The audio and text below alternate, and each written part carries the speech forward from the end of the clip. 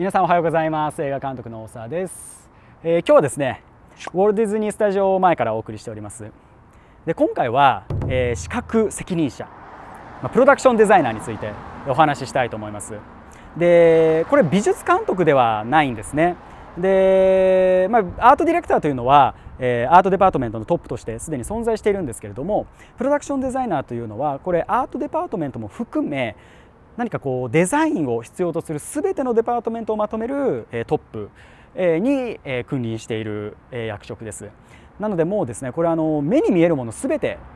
担当していると言っても過言ではないので、監督のビジョン、世界観を視覚化する、そういった役割ですね。はい。で、管轄部署としましては、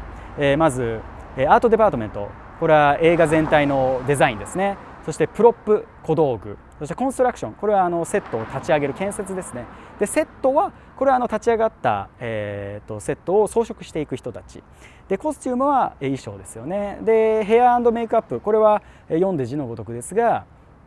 髪型とかメイクとかを担当すると。そしてスペシャルエフェクト、これは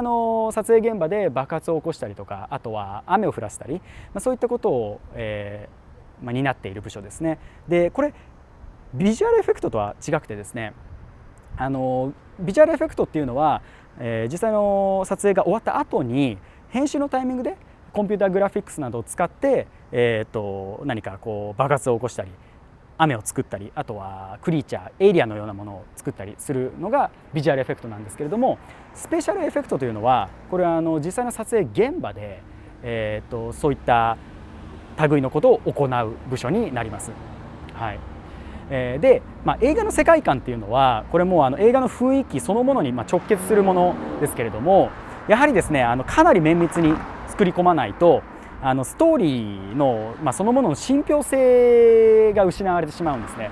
で、例えば皆さんも見たことあるかもしれませんが、海外の映画とかで、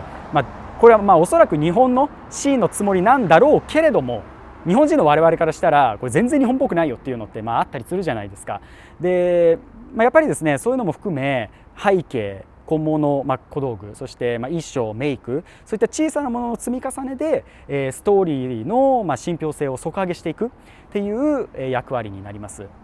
はい。以上がプロダクションデザイナーについてでした。次回はですね、編集についてお話ししたいと思いますのでお楽しみに。